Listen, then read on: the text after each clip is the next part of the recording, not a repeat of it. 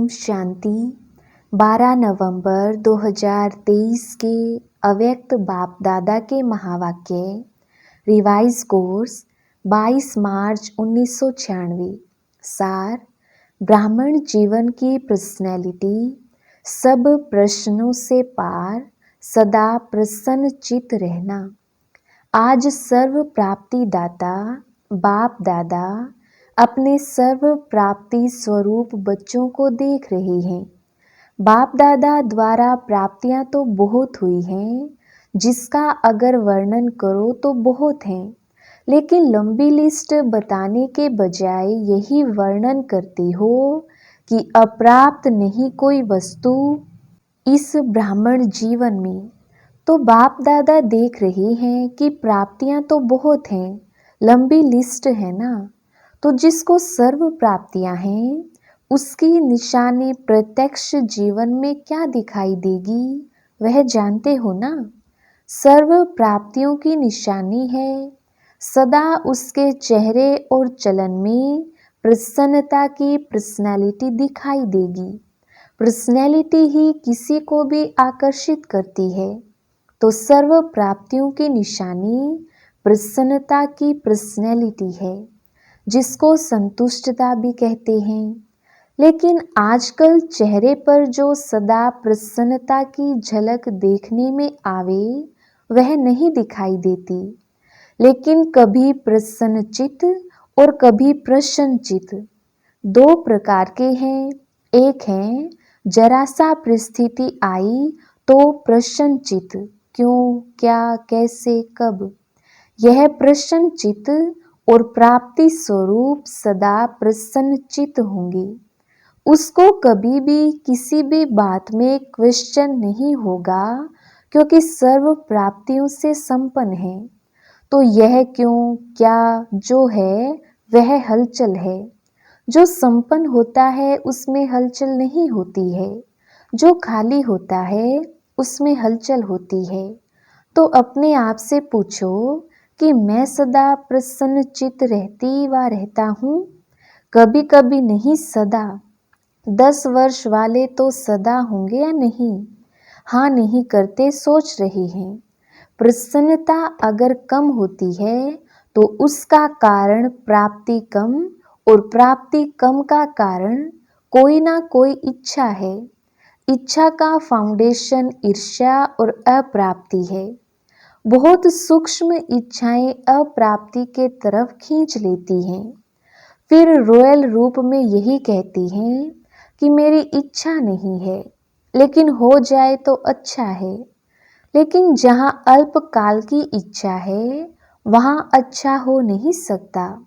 तो चेक करो, चाहे ज्ञान के जीवन में ज्ञान के रॉयल रूप की इच्छाएं, चाहे मोटे रूप की इच्छाएं, अभी देखा जाता है कि मोटे रूप की इच्छाएं समाप्त हुई हैं, लेकिन रॉयल इच्छाएं ज्ञान के बाद सूक्ष्म रूप में रही हुई हैं।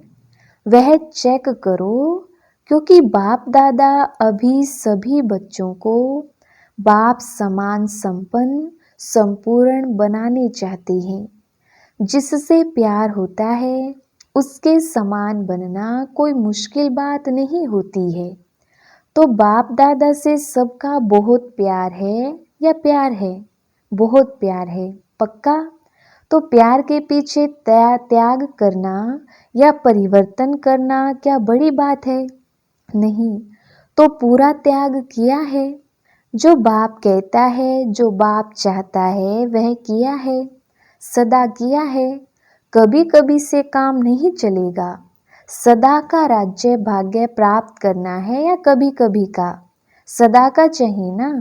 तो सदा प्रसन्नता और कोई भी भाव चेहरे पर व चलन में दिखाई नहीं दे। कभी कभी कहते हैं ना, आज बहन जी या भाई जी का मूड और है, आप भी कहते हो आज मेरा मूड और है, तो इसको क्या कहेंगे? सदा प्रसन्नता हुई। कई बच्चे प्रशंसा के आधार पर प्रसन्नता अनुभव करते हैं, लेकिन वह प्रसन्नता अल्पकाल की है। आज है, कुछ समय के बाद समाप्त हो जाएगी। तो यह भी चेक करो कि मेरी प्रसन्नता प्रशंसा के आधार पर तो नहीं है। जैसे आजकल मकान बनाते हैं ना, तो सीमेंट के साथ रेत की मात्रा ज़्यादा डाल देते हैं, मिक्स करते हैं। तो यह भी ऐसा ही है, जो फाउंडेशन मिक्स है, यथार्थ नहीं है। तो जरा सा परिस्थिति का तूफान आता है व किसी भी प्रकार की हलचल होती है, तो प्रसन्नता को समाप्त कर देती है। तो ऐसा फाउंडेशन तो नहीं है। बाप दादा ने पहले भी सुनाया है, अब फिर से अंडरलाइन कर रहे हैं कि रॉयल रूप की इच्छा का स्वरूप नाम, मान और शान है। आधार सर्विस का लेते हैं, सर्विस में नाम हो, लेकिन जो नाम के पीछे सेवा करते हैं उनका नाम अल्पकाल के लिए तो हो जाता है कि बहुत अच्छा सर्विसेबल है, बहुत अच्छा आकर्षण करने वाले हैं, लेकिन नाम के आधार पर सेवा करने वाले का ऊंच पद में नाम पीछे हो जाता है, क्योंकि कच्चा फल खा लिया, पका ही नहीं, तो पक्का फल कहाँ खाएंगे, कच्चा खा लिया। अभी अभी सेवा की, अभी अभी नाम पाया, तो यह कच्चा फल है।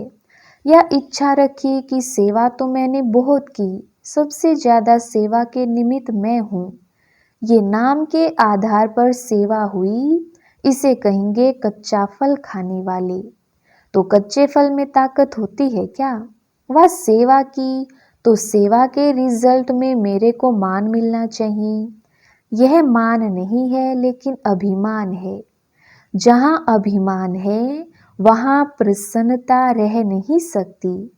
सबसे बड़ा शान बाप दादा के दिल में शान प्राप्त करो।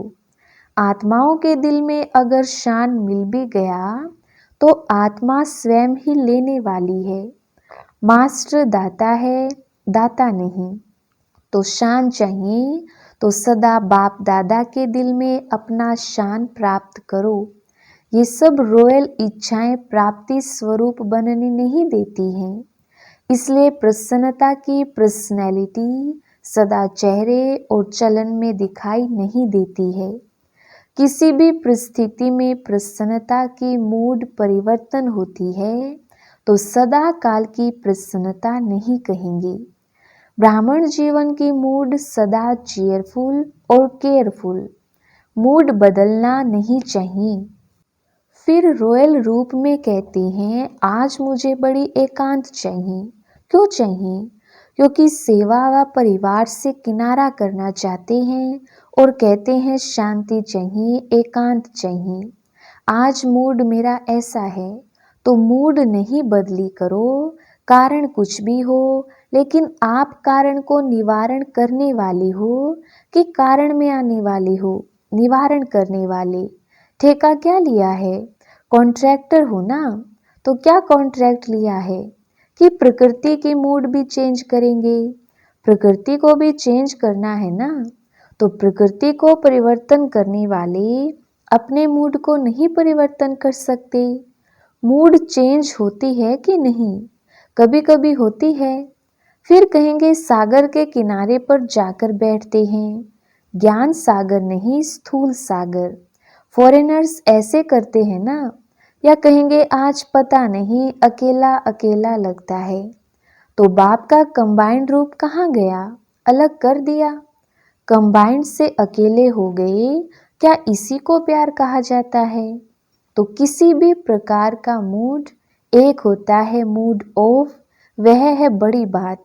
लेकिन मूड परिवर्तन होना यह भी ठीक नहीं।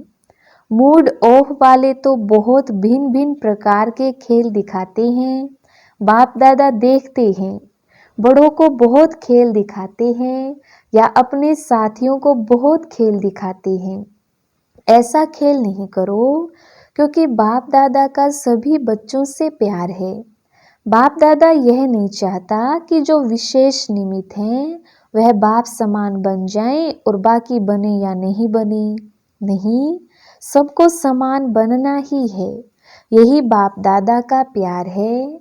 तो प्यार का रिस्पॉन्ड देने आता है कि नाज नखरे से रिटर्न करते हो। कभी नाच नखरे दिखाते हैं और कभी समान बन के दिखाते हैं। अभी वह समय समाप्त हुआ। अभी डायमंड जुबली मना रहे हो ना, तो 60 साल के बाद वैसे भी वानप्रस्थ शुरू होता है। तो अभी छोटे बच्चे नहीं हो, अभी वानप्रस्थ अर्थात सब कुछ जानने वाले अनुभवी आत्माएं हो, नॉलेजफुल हो, पावरफुल हो, सक्सेसफुल हो। जैसे सदा नॉलेजफुल हो, ऐसे पावरफुल और सक्सेसफुल भी हो ना। कभी कभी सक्सेसफुल क्यों नहीं होते, उसका कारण क्या है? वैसे सफलता आपका जन्मसिद्ध अधिकार है, कहते हो ना। सिर्फ कहते हो या मानते भी हो? तो क्यों नहीं सफलता होती है?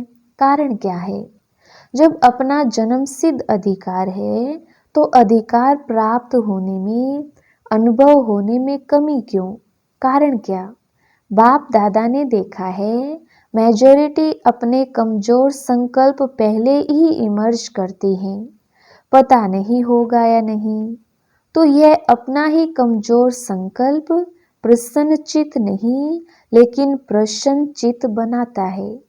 होगा नहीं होगा, क्या होगा पता नहीं, यह संकल्प दीवार बन जाती है और सफलता उस दीवार के अंदर छिप जाती है।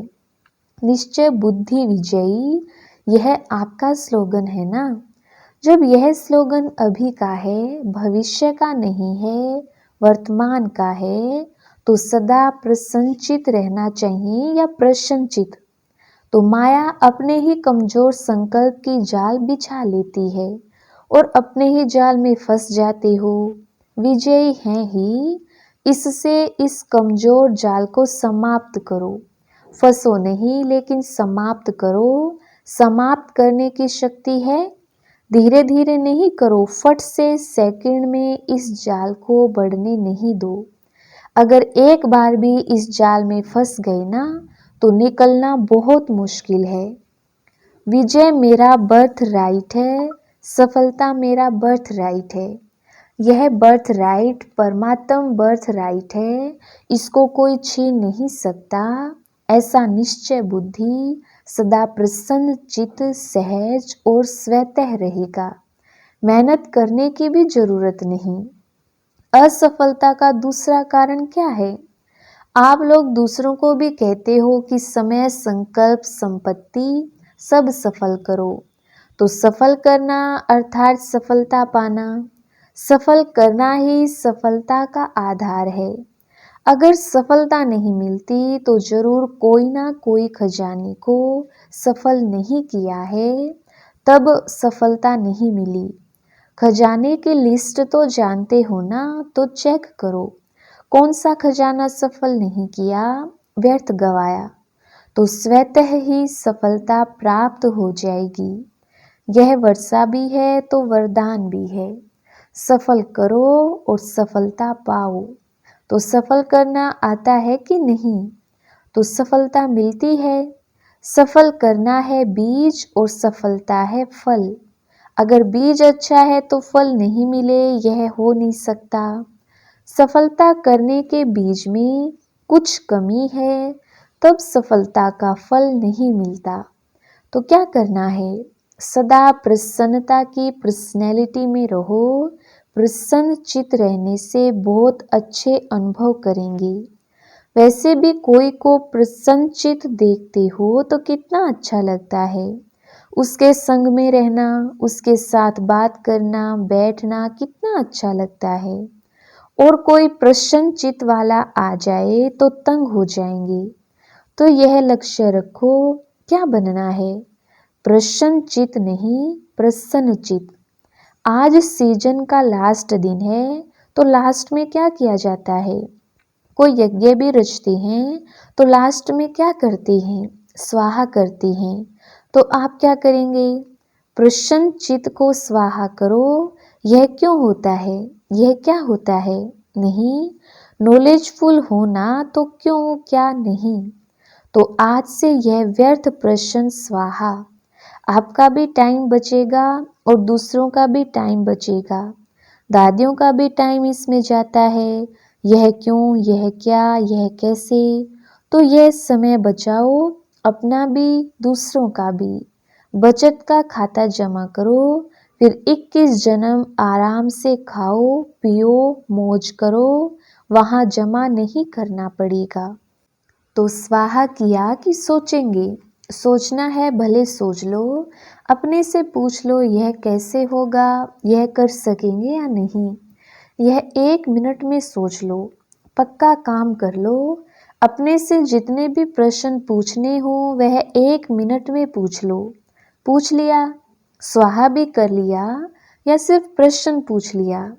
आगे के लिए प्रश्न खत्म। 1 मिनट साइलेंस के बाद खत्म किया। हाँ जी, ऐसे ही नहीं हाँ कर लेना। जो बहुत काल का अनुभव है कि प्रसन्न चित्त अर्थात परेशान होना और परेशान करना अच्छी तरह से अनुभव है ना, तो अपने निश्चय और जन्म सिद्ध अधिकार की शान में रहो तो परेशान नहीं होंगे। जब इस शान से परे होते हो तभी परेशान होते हो। समझा? अच्छी तरह से समझा कि अभी कहेंगे हाँ समझा और फॉरेन में जाएंगे तो कहेंगे मुश्किल है, ऐसे तो नहीं। अच्छा, 1 सेकंड में अशरीरी बनना, यह पाठ पक्का है। अभी अभी विस्तार, अभी अभी सार में समा जाओ। बाप दादा ने ड्रिल कराई। अच्छा, इस अभ्यास को सदा साथ रखना। चारों ओर के सर्व प्रसन्न चित्त से परिवर्तन होने वाले, सदा प्रसन्न चित्त के पर्सनैलिटी वाले श्रेष्ठ आत्माएं, सदा अपने विजय और जन्म सिद्ध अधिकार के स्मृति में रहने वाले स्मृति स्वरूप विशेष आत्माएं, सदा सफल करने से सहज सफलता का अनुभव करने वाले बाप के समीप आत्माओं को बाप दादा का याद प्यार और नमस्ते। जो डबल विदेश के चारों ओर के 10 वर्ष वाले बच्चे हैं उनको विशेष मुबारक और याद प्यार। हम रूहानी बच्चों की रूहानी बाप दादा को याद प्यार और नमस्ते जी। दादियों से बाप दादा को आप परिवार के सिरताज निमित्त आत्माओं के लिए सदा जीते रहो, उड़ते रहो और उड़ाते रहो, यह संकल्प सदा रहता है। अपने योग की तपस्या के शक्ति से शरीरों को चला तो रहे हो, लेकिन आपसे ज्यादा बाप दादा को ओना रहता है। इसलिए समय प्रमाण फास्ट चक्कर नहीं लगाओ, आराम से जाओ और आओ, क्योंकि दुनिया की परिस्थितियां भी फास्ट बदल रही हैं। इसलिए सेवा की बाप दादा मना नहीं करते हैं, लेकिन बैलेंस। सभी के प्राण आपके शरीरों में है, तन ठीक है तो सेवा भी अच्छी होती जाएगी। इसलिए सेवा खूब करो, लेकिन ज़्यादा धक्का नहीं लगाओ, थोड़ा धक्का लगाओ। ज़्यादा धक्का लगाने से क्या होता है, बैटरी स्लो हो जाती है। इसलिए बैलेंस अभी से रखना आवश्यक है। ऐसे नहीं सोचो यह वर्ष तो कर लें, दूसरा वर्ष पता नहीं क्या है। नहीं, जीना है और उड़ाना है। अभी तो आपका पार्ट है ना, तो अपने पार्ट को समझकर धक्का लगाओ, लेकिन बैलेंस में धक्का लगाओ। ठीक है, फास्ट नहीं बनाओ। 2 दिन यहाँ है तो तीसरे दिन वहाँ है, नहीं, अभी वह टाइम नहीं है। जब ऐसा टाइम आएगा तो एक दिन में 4 स्थान पर भी जाना पड़ेगा, लेकिन अभी नहीं। अच्छा, वरदान। दिव्य गुणों के आह्वान द्वारा सर्व अवगुणों की आहुति देने वाले संतुष्ट आत्मा भव। विस्तार। जैसे दीपावली पर विशेष सफाई और कमाई का ध्यान रखते हैं, ऐसे आप भी सब प्रकार की सफाई और कमाई का लक्ष्य रख संतुष्ट आत्मा बनो। संतुष्टता द्वारा ही सर्व दिव्य गुणों का आह्वान कर सकेंगे, फिर अवगुणों की आहुति स्वतः हो जाएगी। अंदर जो कमजोरियां कमियां, निर्बलता, कोमलता रही हुई है, उन्हें समाप्त कर अब नया खाता शुरू करो और नए संस्कारों के नए वस्त्र धारण कर सच्ची दीपावली मनाओ। स्लोगन: बाप के आज्ञाकारी होकर रहो तो गुप्त दुआएं समय पर मदद करती रहेंगी। अच्छा, ओम शांति।